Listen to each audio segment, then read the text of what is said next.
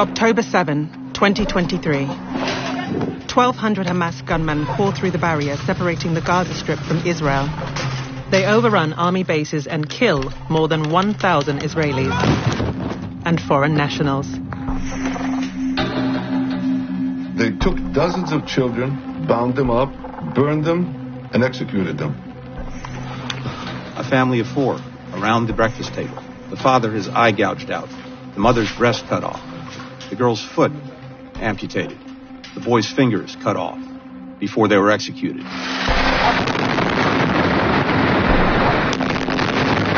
These accounts were used to justify an assault on Gaza that has killed at least 31,000 Palestinians, 13,000 of them children. Finish them. Finish them. Don't ever forget what happened. Jazeera's investigative unit has carried out a forensic analysis of the events of October 7. The eye unit examined 7 hours of footage, much of it taken from the headcams of dead Hamas fighters. It reviewed the testimonies of hundreds of survivors and compiled a comprehensive list of victims. It found widespread war crimes, but discovered that many of the most horrific stories were untrue. Misinformation has been used, and sometimes deliberate disinformation has been used by official spokespersons. I'm sorry to be graphic here, but I can't see a baby here. If you can activate people's sense of disgust, they're more likely to support dire retribution against Palestinians. It reveals some of the victims were killed by Israeli forces. This footage I find very disturbing. We don't know who those individuals are. Gunmen, civilians, or hostages. And it finds that October 7 may have changed the politics of the region forever. I regret to say that I think it was a phenomenal success from their point of view. October 7th has sent a very strong and clear message. No one can bypass the Palestinians.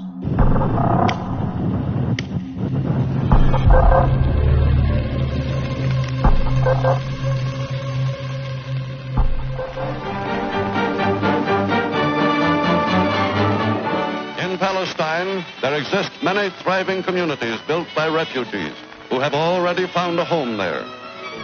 The Israeli settlements, known as kibbutzim, that surround the Gaza Strip were built around the time of the creation of the State of Israel in 1948. The immediate area around Gaza is mostly small villages, kibbutzim. In the early years, at least, kibbutzim and other villages had a defense role. And the idea was wherever you established a kibbutz like this, that would determine Israel's border. That would hold the border.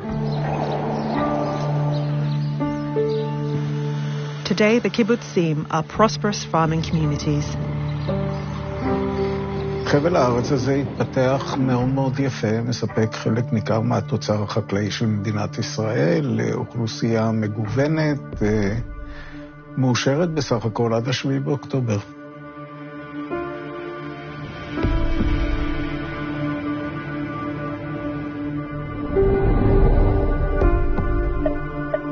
The kibbutzim are just a few kilometers away from Gaza, where 2.3 million people live crammed in a thin strip of land, 41 kilometers long. Most are from families that once owned land on the other side of the fence. 70% of the population in Gaza are refugees, and every day they go to the fence, and they would see their lands, their homes and lands beyond this fence. And these lands belong to the Palestinians. It belonged to the Palestinians. They have lived there for millennia. Hamas is an Arabic acronym for the Islamic Resistance Movement. It controls Gaza after winning elections that took place throughout Palestine in 2006. Hamas advocates armed resistance to Israel's occupation. Its policies and actions have resulted in its being designated a terrorist organization by many Western countries. Gaza has been under blockade since 2007. You could never imagine life in Gaza except if you have lived in Gaza and if you have experienced life in Gaza, especially when you are a child. All of the vivid memories I have of my time back then is funerals of martyrs.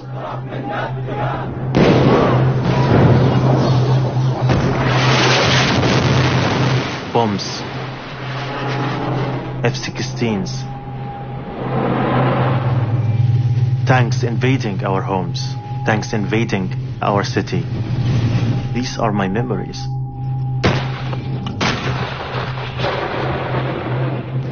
When you are in Gaza, you would always feel a sense that you are imprisoned. It's really a prison. In 2018 and 2019, Gazans staged mass demonstrations demanding the right to return to the lands they once owned across the fence. The Palestinians felt let down, they felt deserted, and they needed to remind the world that they were still there. They were still hoping to return to their homelands. The Israelis responded with force.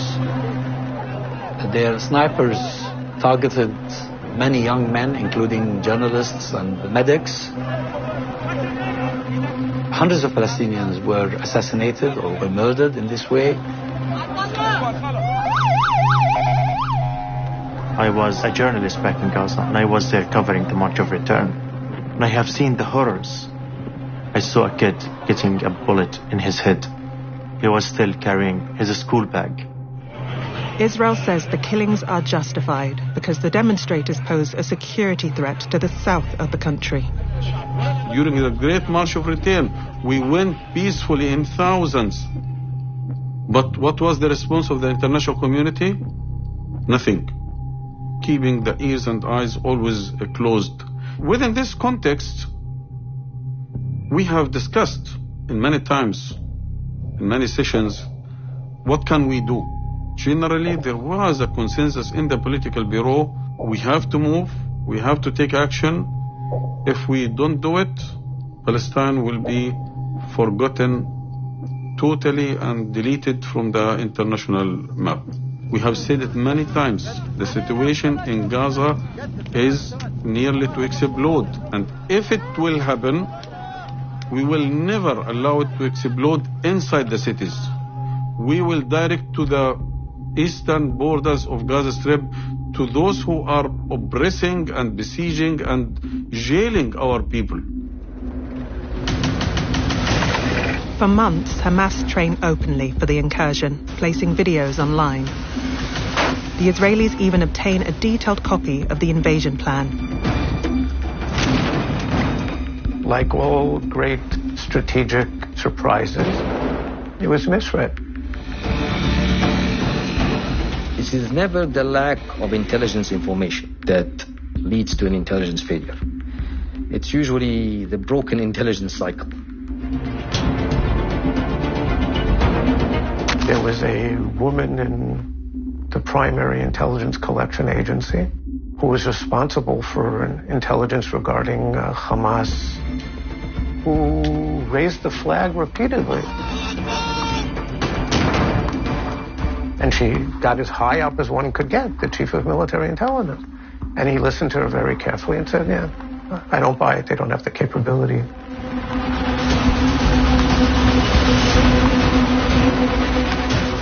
They have cheated themselves by the perception Gaza is deterred. Gaza and Hamas is thinking how to solve their own internal problems, how to get some more money, how to get more jobs, how to open the borders, how to deal with the siege. Hamas has no time and no ability and no capability to do anything against Israel. למדתי הרבה היסטוריה של כישלונות מודיעין, הוצאתי על זה ספרים. אני לא מכיר כישלון כל כך חמור בהיסטוריה המודרנית, לפחות של מודיעין, מ-1939.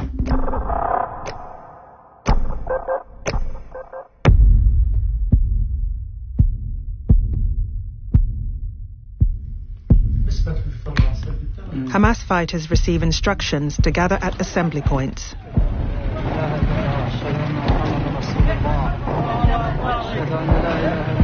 Only then are they given details of the attack.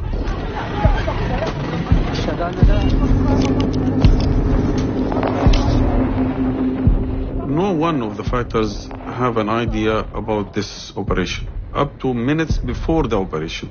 It was so close and very few members of mainly of the military leadership and maybe one or two from the political bureau who were aware about the operation.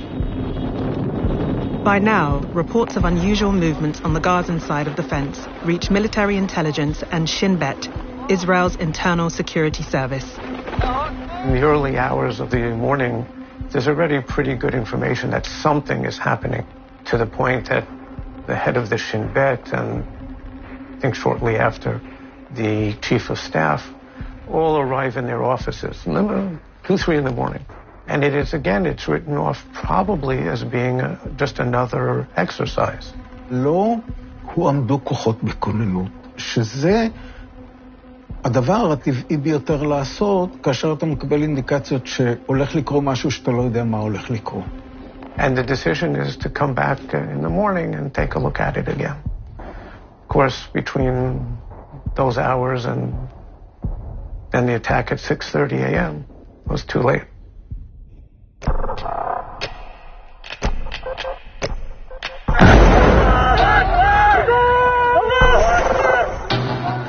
Hamas fighters storm the main crossing point at Erez.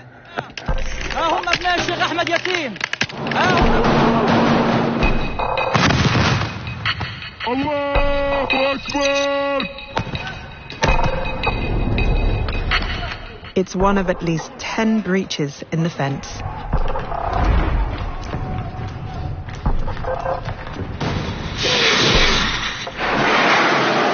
Thousands of rockets are fired into Israel.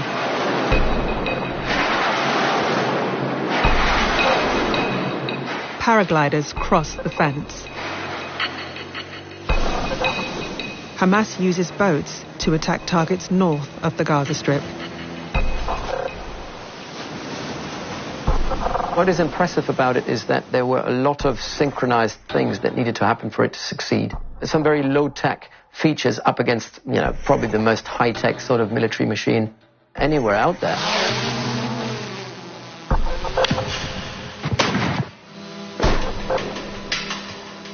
Simple drones, not even particularly sophisticated ones, took out a lot of the radar, the sensors that were placed on top of all sorts of towers, took out communications nodes that were placed along the border, so that, in effect, they blinded the Southern Command from the get-go.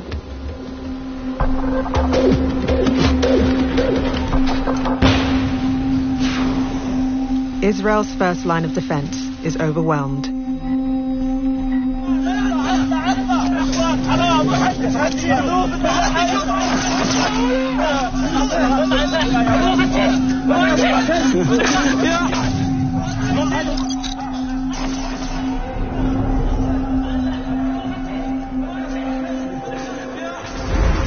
Hamas move on to attack military bases throughout the region.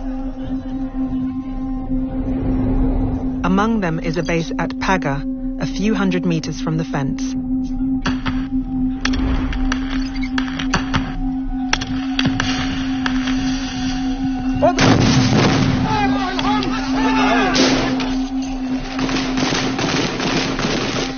Chris Cobb-Smith is a human rights investigator who served 20 years in the British military.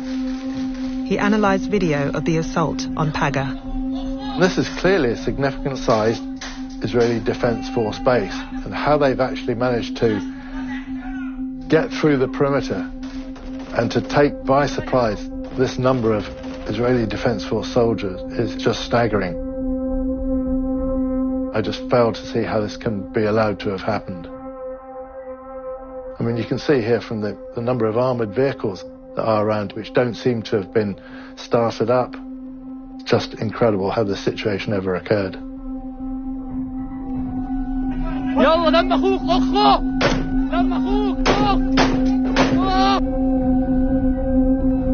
החמאס תופס במיטות. זה משהו שצה"ל אף פעם לא ראה, לא התקרב לזה, ואני חושב שבחלומות הכי איומים ונוראים של אזרחי ישראל ושל מפקדי הצבא.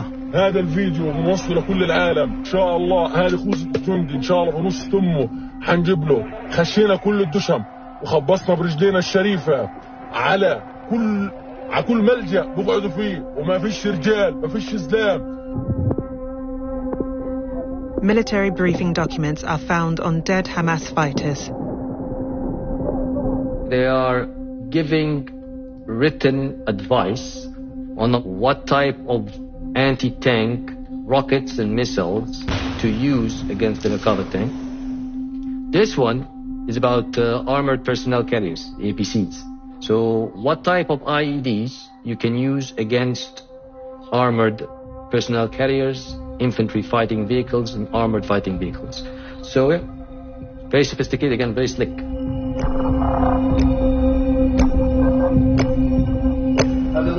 As reports of the attack begin to come through, Hamas leaders outside of Gaza gather to pray. But the leadership was as surprised as anyone by the swift collapse of the Israeli military. Anyone who have watched this were surprised. I myself, I was totally surprised. How can this happen? Hamas people then have shared their experience of what happened on 7th October with people I've spoken to, suggested they expected a far higher casualty rate and expected that maybe 80-90% of those who set out on the 7th of October would actually die as martyrs before they return back with hostages into Gaza City. The opposite actually happened, exactly diametrically opposed nearly, in terms of only 10 to 50% of those fighters were killed before they made it into Israeli settlements. The resistance was so underwhelming from a Hamas point of view that they had absolute freedom to maneuver.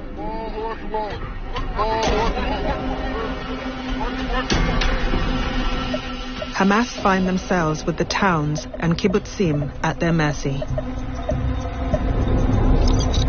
Just 5 kilometers from the fence, thousands of young people are gathered for a music festival.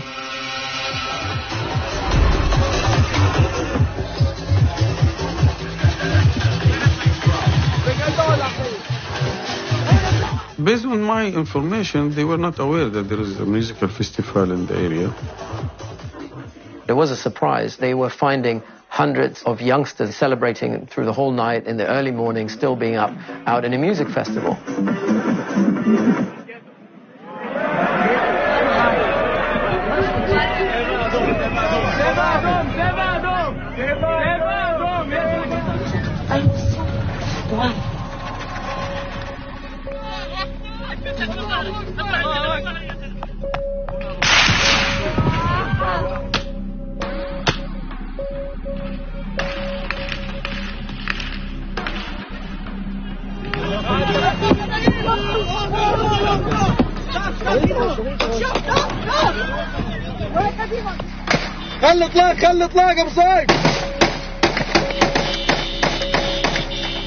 Hundreds of unarmed partygoers are killed.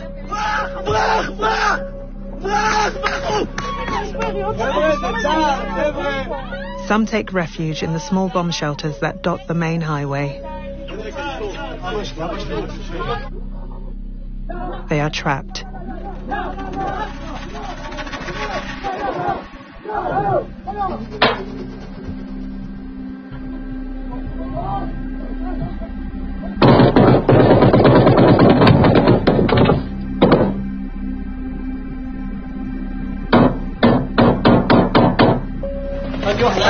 تعال هباك عايش حط عليه شيء طلع الكاميرا تعال هباك عايش تعال اطلع هباك شد من كشته خش شد من كشته يا زلمه حملوهم استنون هاتوا كمان هاتوا والله نعرض دولتهم هاتوا كمان هات طخوش نيه مصر هذول ماشي ما عادش يقتل بد نصره ايوه هات ناس من جوا هات يلا حمل معاه شيل حمل معاه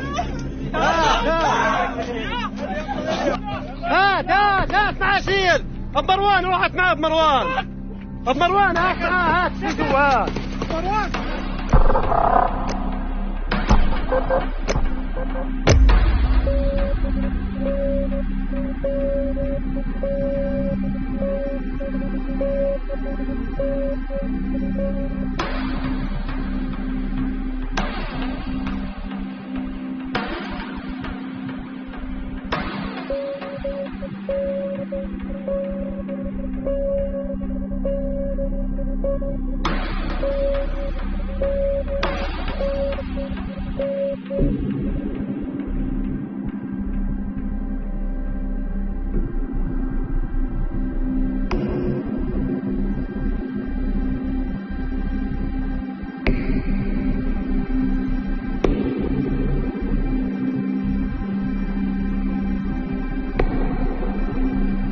gunmen quickly penetrate civilian communities.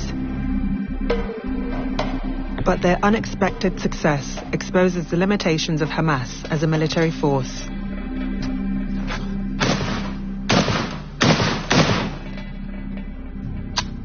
Once the gunmen get access to the kibbutz, they really don't seem to know exactly what they're doing, where they're going, or what they want to achieve. They're wandering aimlessly. They're shouting to each other. They're arguing with each other. From the footage here, it looks like the soldiers clearly come under effective enemy fire, and they're not doing anything about it. Yeah, this is complete chaos. Their first priority seems to be taking the ammunition and the weapons off their own wounded. There's no attempt of any sort of first aid.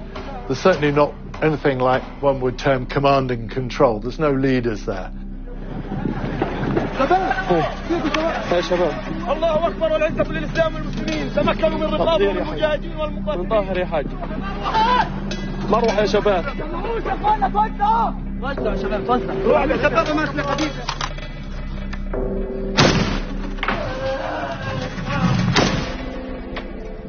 Hundreds of unarmed kibbutz residents are killed. Hamas seizes large numbers of hostages.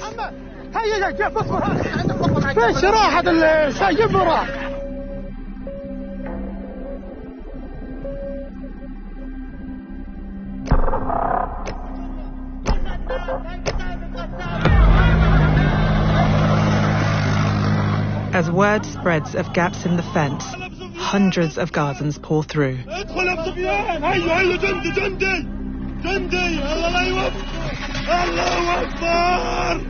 Many people were able to leave the Gaza Strip, including those people who weren't even part of the operation. Civilians, smugglers, criminals who thought they could make a quick buck themselves. People would go through and just do their own thing. There is a wave of looting.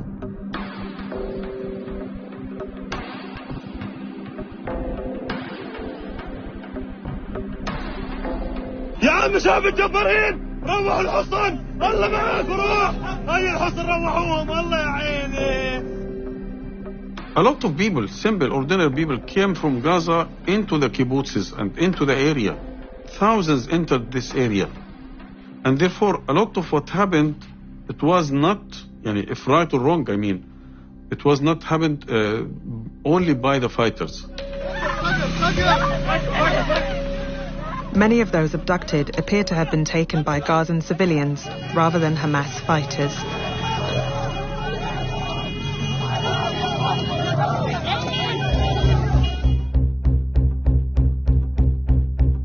At kibbutz near Oz, a group of Thai laborers is caught up in the chaos.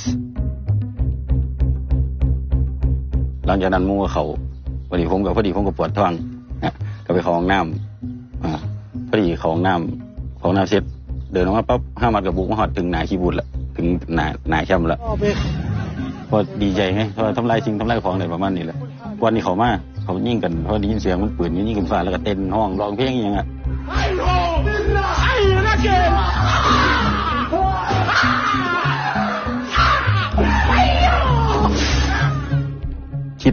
คิดว่าจะคว้างบอลอดแล้วครับก็ได้แค่นอนลาวกับฝืนห้องเนาะแล้วก็มืออยู่ประมาณนี้ Watoon is dragged past the room where his Thai colleagues have been murdered.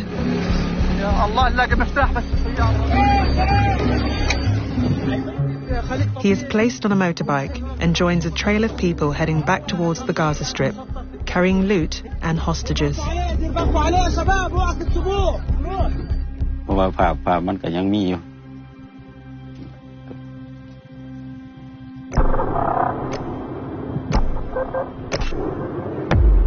The Israelis mobilize helicopter gunships. Hamas fighters try unsuccessfully to shoot them down. The Israelis later release footage of dozens of strikes. On Israeli television, pilots admit it was difficult to distinguish gunmen from Israeli civilians. אני באוויר, באחת הגיחות נאמר כבר שיש חטופים. ואז מה עושים? איך מבצעים ירי על מי שחוזר לכיוון הגבול? זו שאלה טובה, וזו דילמה סופר מורכבת. כל ההחלטה עכשיו היא עליך. אין עם מי לדבר. כן, אין עם מי לדבר. Without guidance, pilots say they join local WhatsApp groups to identify targets. The idea that pilots have to get information from WhatsApp groups is truly remarkable. It's a sign of the initiative that people are looking for any way that they can get the information. At the same time, this is an outrage. I mean, what kind of a way is that to fight a modern war?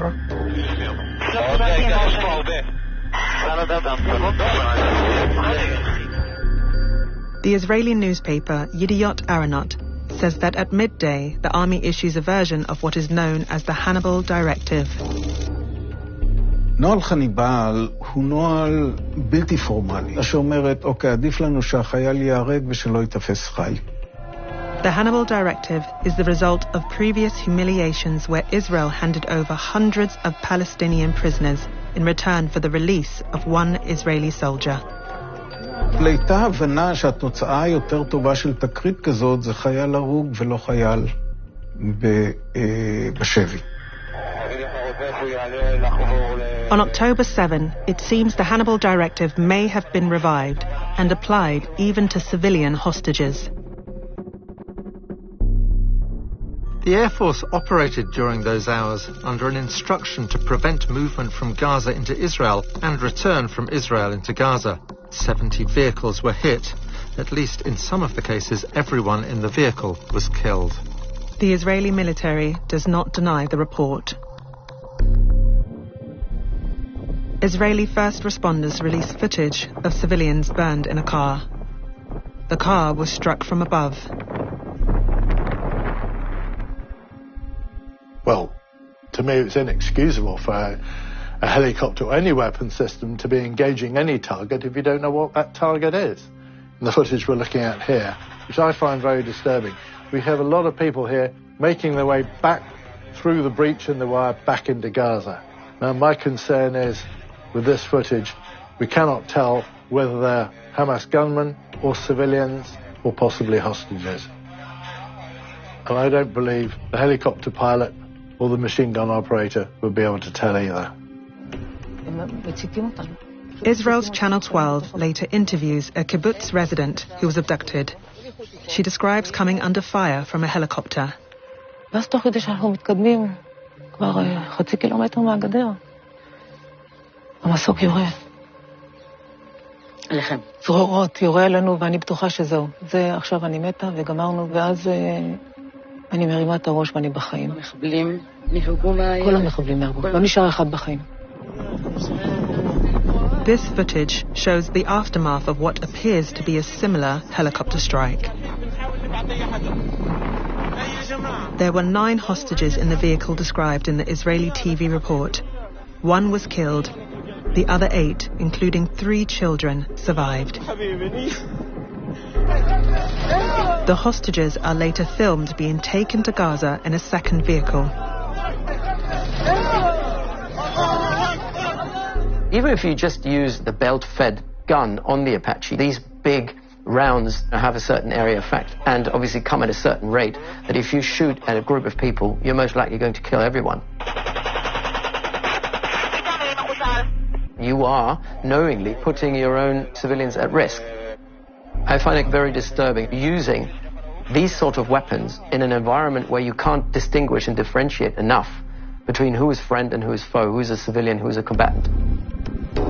Analysis of the IUNIT's list of the dead reveals 27 hostages who died somewhere between their home and the Gaza fence in circumstances that have not been explained.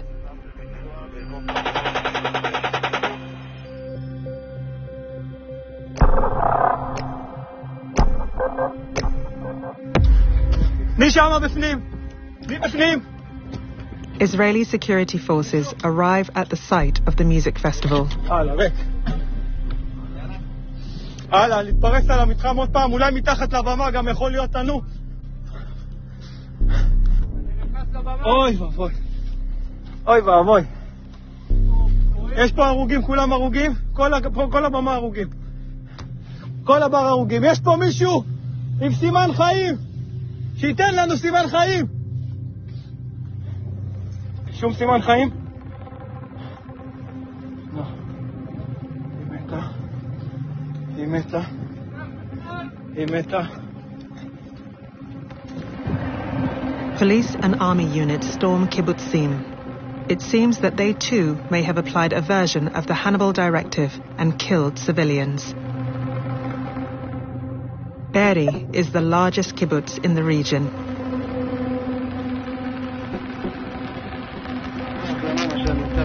Israeli media reveals that 12 die there when police and army open fire on a house that contains hostages. Israel's Channel 12 speaks to 2 survivors. והם הביאו פתאום טנק, ואני אומרת לאחד החיילים, תגיד, אבל אם אתם יורים פגזים זה לא יפגע בבני הערובה? אז הוא אומר לי, לא, אנחנו רק עושים את זה בצדדים, להוריד קירות. בא לראות טנק בתוך בארי, נוסע על הכביש. הופה, היה שם איזה ירי. וואו. פתאום בום נוראי, ואני לא מצליחה להזיז את הרגליים. This story has been ignored by Western media. הם נהרגו מרסיסים, הם לא נהרגו כי רצחו אותם. הם נהרגו מהירי. היה שם ירי מטורף על הבית. מטורף. טנק הגיע וירה בפגזים. אז זה היה. אם זה קרה, זה היה. אם הם מתו כל הבני ערובה, זה רק מהירי. Many other buildings show similar damage to the house at Be'eri. All the footage I've seen of the Hamas assault across the border, across the fence into the kibbutzes, they're pretty much only armed with light weapons. This is RPGs, so rocket-propelled grenades and personal sidearms. This is taken from the inside of a house. 2 holes in the wall here. I would say probably by some sort of heavy weapon fired against the house, most probably a tank. There's no way an RPG would make that sort of damage. In this image here, catastrophic structural damage to the building, clearly not caused by a structural collapse from a fire. This was caused by some sort of heavy weapon system during combat. There's catastrophic structural damage to many of these buildings. This can only have happened by heavy weapon systems being used against the kibbutz itself. The I unit calculates that 1,154 Israelis and foreign nationals are killed on October 7 and in the days immediately afterwards. Of these, 256 are soldiers. 53 belong to the police and other security forces. And 63 are civilian security guards. The remaining 782 victims are unarmed. The I unit's list of the dead reveals that at least 18 are killed by Israeli ground troops. A number of other bodies are recovered from beneath rubble who died in circumstances that are unclear.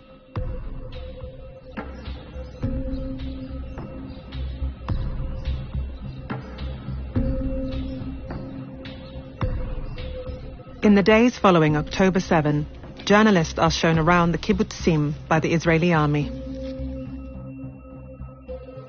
This is something that monsters do, not humans. Hamas fighters and others committed crimes on October 7. The Israeli media, however, focuses not on the crimes they committed, but on crimes they did not. I'm talking to some of the soldiers, and they say what they've witnessed as they've been walking through these different houses, these different communities. Babies, their heads cut off. That's what they said. No one could expect that it would be like this. The horrors that I'm hearing from these soldiers. As I mentioned earlier, about 40 babies at least were taken out on gurneys. The I unit's list of the dead shows no babies were killed in Kfar Aza, the kibbutz this report came from. The story was nevertheless picked up by international media and repeated by President Biden. I've been doing this a long time. I never really thought that I would see and have confirmed pictures of terrorists beheading children. The White House later clarifies that actually the president had not seen pictures of beheaded children. A senior Israeli military officer later speaks to journalists in front of a burnt-out house in Kibbutz Be'eri. It's the house where 12 hostages appear to have been killed during the assault by the Israeli police and army. Inside this house were another 15 burned people, among them 8 babies in this corner. They were concentrated them, and they killed them, and they burned them. Well, did you see? I evacuated. The list of the dead shows that there were no babies in the house. And Colonel Vach does not tell journalists that the casualties are almost certainly caused by Israeli forces. 2 days later, the regional head of Zaka, a voluntary organization charged with collecting bodies, gives a different account to Sky News of what happened at the same house. And you're talking children, 2 piles of 10 children each, were tied to the back, burned to death. This is something behind, this is next level. And I mean, it's actually indescribable, really. It's indescribable, really. It's indescribable, and I won't describe everything that I saw.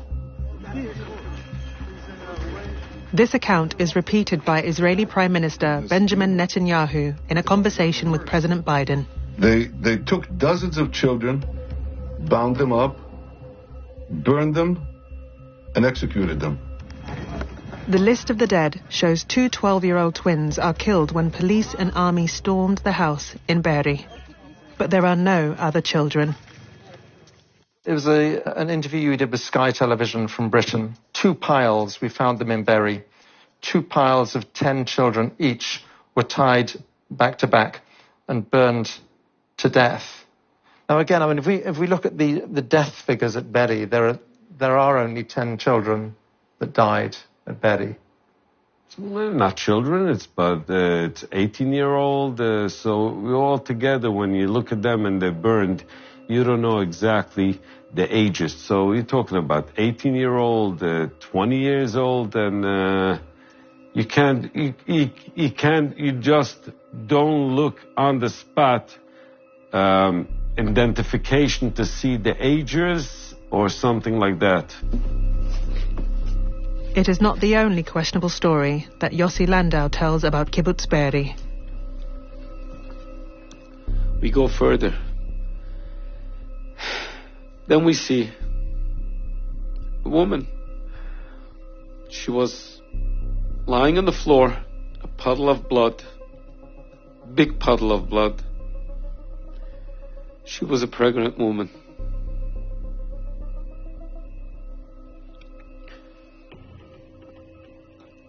Her stomach was butchered open. The baby that was connected to the cord was stabbed, and she was shot in the back. Kibbutz Be'eri has denied this account. The story of the pregnant woman reported by Zaka is not relevant to Be'eri. Yossi Landau insists he witnessed this scene at Be'eri. If you want to see the picture, I have the picture of it. Are you able to share the photographic evidence with us? To show you.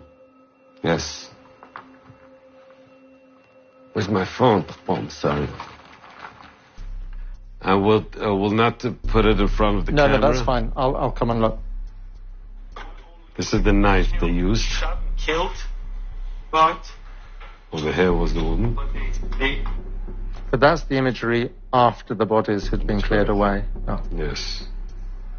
This is the baby. This is it. I'm sorry to be graphic here, but I can't see a baby here. You can't see the baby but this is the picture of the mother. Okay. For sure, we didn't think when we over there, we didn't think to camera everything. We didn't have that. This wasn't in our.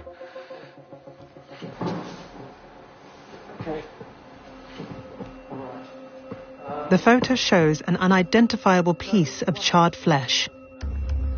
The list of the dead contains no victim that fits Yossi Landau's description. On October 7th, 2 babies die. One is killed when a bullet is fired through a door. The other dies following an emergency cesarean after the mother is shot. Neither is burned or beheaded. You being someone who, with your own hands, with your own eyes, with your nose, you smelled this, what would you say to that person who is downplaying what took place here? I wouldn't say anything.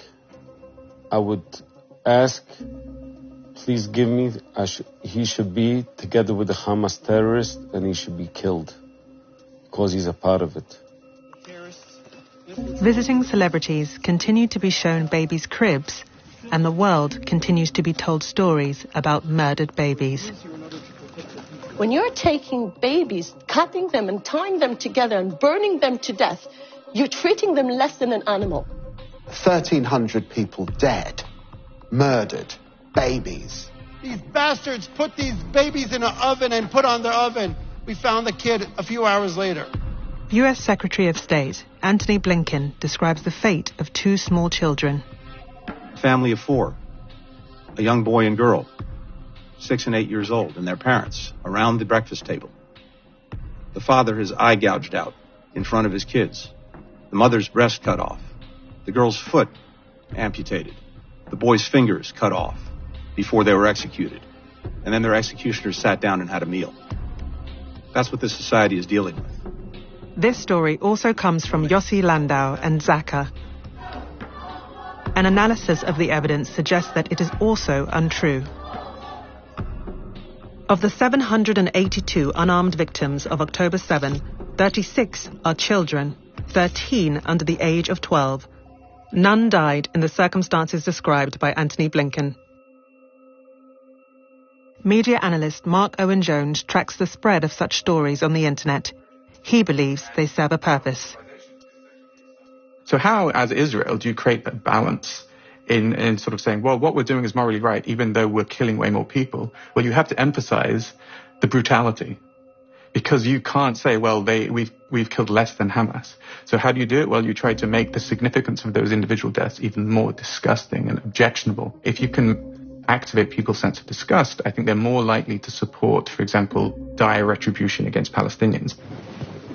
In December, Benjamin Netanyahu meets with Zaka volunteers and thanks them for speaking to the world's press. אבל אנחנו צריכים לקנות זמן. זמן אנחנו קונים על ידי פנייה גם למנהיגים וגם לדעת הקהל. ויש לכם חלק חשוב בהשפעה על דעת הקהל שמשפיע גם על מנהיגים. It's not just stories of murdered babies and children that are open to question. Israel's head of forensics describes to Sky News the state of adult corpses he's examined. So many bodies were shot, but before they were shot, they were cut. So it's execution style.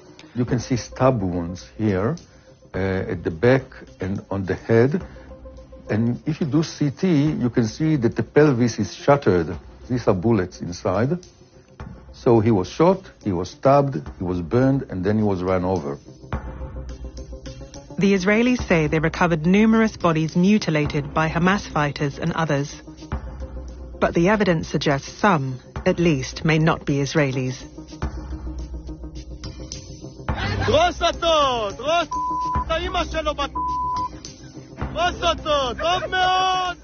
In the aftermath of October 7, large numbers of videos of the abuse and mutilation of Palestinian corpses are posted online.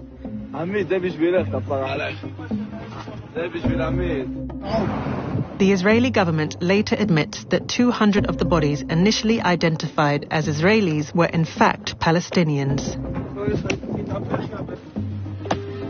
We originally said in the atrocious Hamas attack on our people on October 7th, we had the number at 1,400 casualties, and now we've revised that down to 1,200 because we understood that we had overestimated. We made a mistake. There were actually bodies that were so badly burnt, we thought they were ours. In the end, apparently, they were Hamas terrorists. There's a lot of evidence out there that's been produced by the Israelis which is either contradictory or potentially self-harming. If people were saying, oh, actually, we went through the different bodies and we realized some of the burned bodies were actually Palestinians and they weren't our civilians. That begs the question, why were they burned and who burned them? How were they mutilated and who mutilated them? A proper forensic investigation would have to clarify who killed them and how they were killed.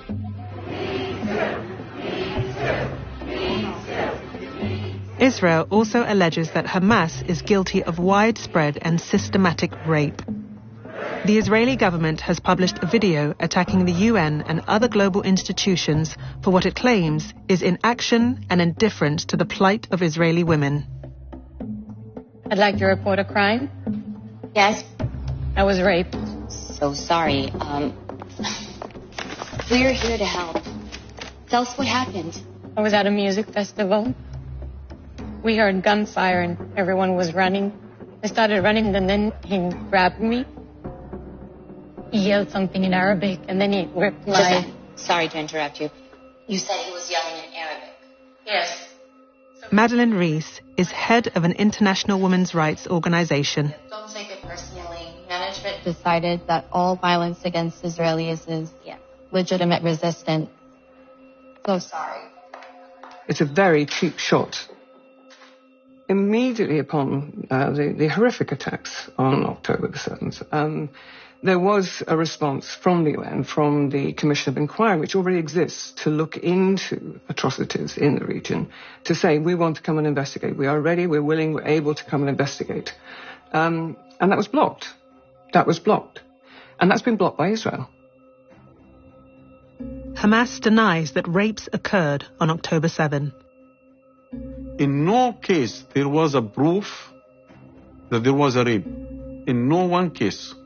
But I am sure, based on our culture, based on our beliefs, that this cannot happen. Impossible to happen.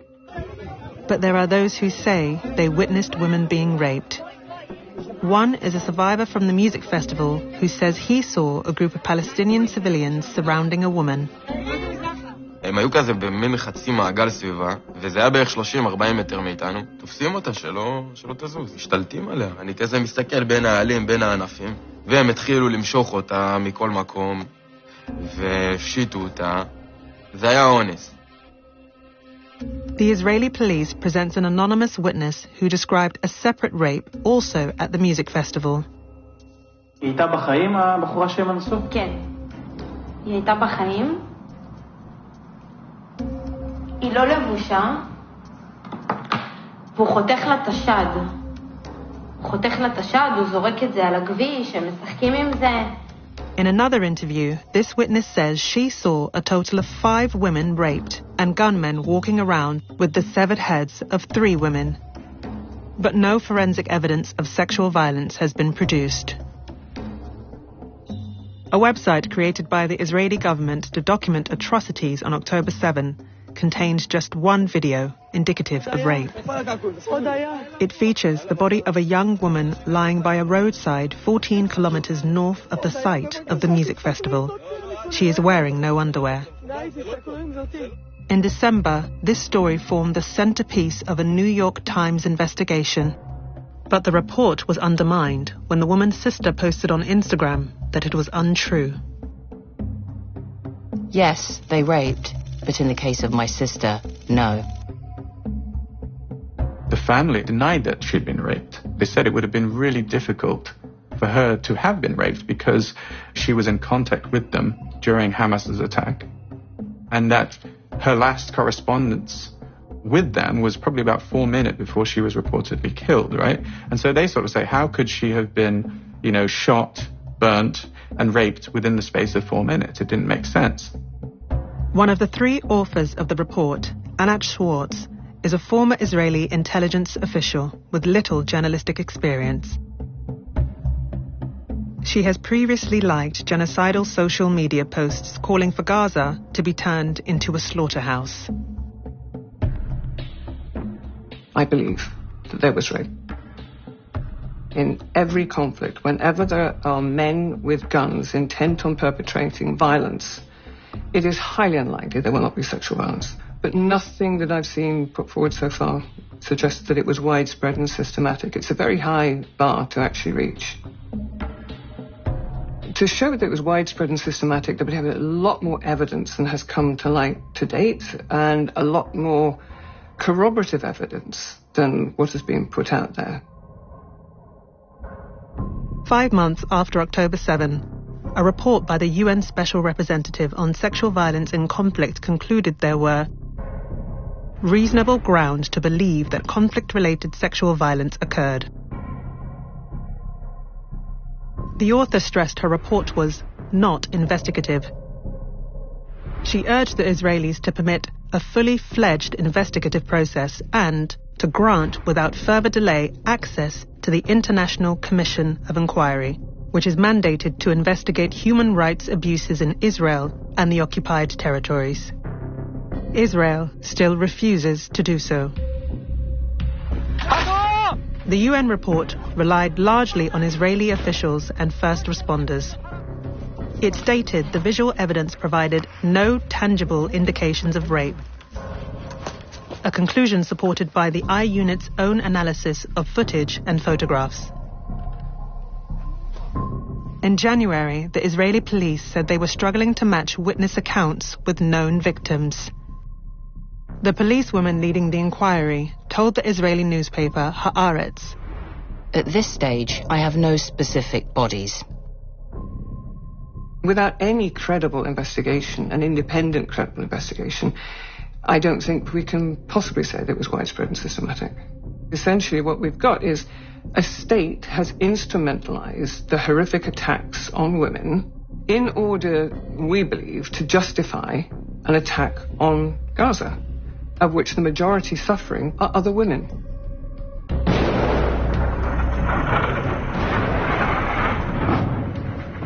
In response to the events of October 7, Israel launches a bombardment of the Gaza Strip.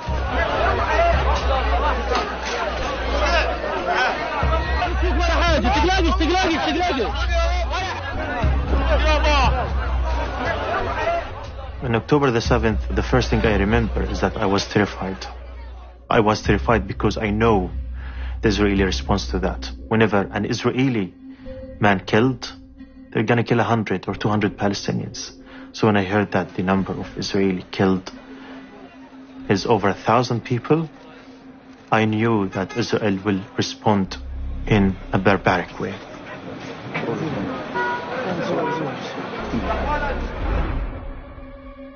"1,154 people were killed on October 7. After 5 months of bombardment, around 31,000 are confirmed killed in Gaza. 27% are adult men, 29% adult women, and 44% children. There are many hundreds of babies among the dead. قتلتم الأطفال والشيوخ. أين أنتم؟ أين ضمير العالم؟ The destruction of health services in Gaza means many of the dead are uncounted, and the real death toll is likely to be far higher. Repeatedly, accounts of rape and the murder of babies by Hamas have been used to justify Israel's actions. I hear the calls for a ceasefire. Tell me, what is a proportionate response for killing of babies? For rape women and burn them? For beheading of a child? The proportional response to October 7 massacre is a total destruction. A total destruction to the last one of the Hamas. Killing, slaughtering women, children, babies, rapes, beheading. We're going to wipe them off the map, wipe them off the face of the earth. This wasn't just rape. This was flat-out torture. I don't think there's any way Israel can be expected to coexist or find some diplomatic off-ramp with these savages. First thing I said to Netanyahu when this happened was finish them. Finish them. Don't ever forget what happened.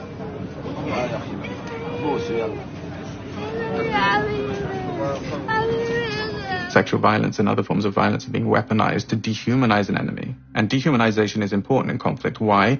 Because dehumanization lowers the threshold by which you will willingly agree to attack or harm another group of people. And how do you do that? Well, you see them as subhuman. More than 70% of those who've died have been women and children. 70%. We know more than 160 women a day have to give birth without adequate medical protection at all, cesareans without any sort of anesthetic. It's absolutely barbarous. It was October 22nd, and my family were sleeping in their home. There was my father, my older brother, his wife, and his 3 children. There was also my younger brother, and there were my older sister, Wala, and 4 of her children. And there was my sister Ala and her children. And there was my sister Aya and her 3 children. And they were sleeping at 5 a.m. in the morning when Israel bombed my home. And they were killed. 21 of them were killed.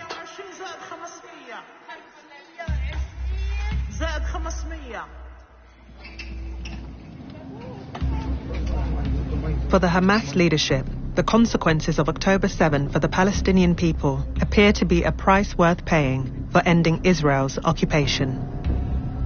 October 7th has sent a very strong and clear message, well-defined message. No one can bypass the Palestinians. No one can enjoy stability or security as long as the Palestinians don't or does not enjoy their own genuine rights of independence, self-sovereignty, dignity, and freedom. Allahu Akbar!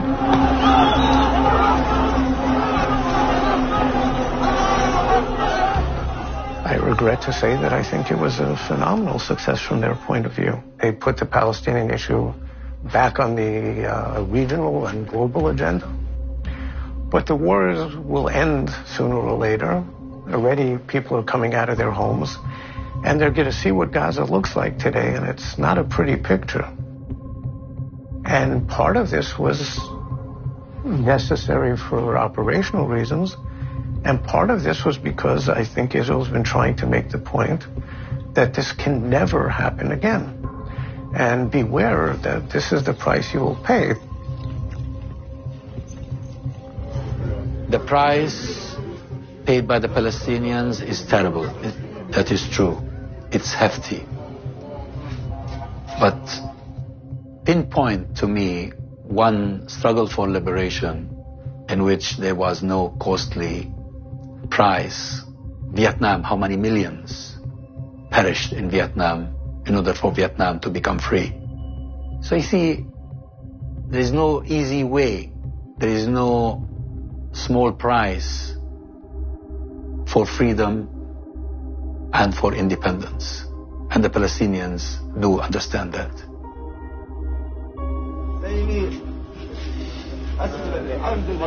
They are revenging. The only thing that they do is revenge. And revenge against who? Against the Palestinian people, the civilians, the women, the children. There's gonna be a trauma that the Palestinians will never heal from.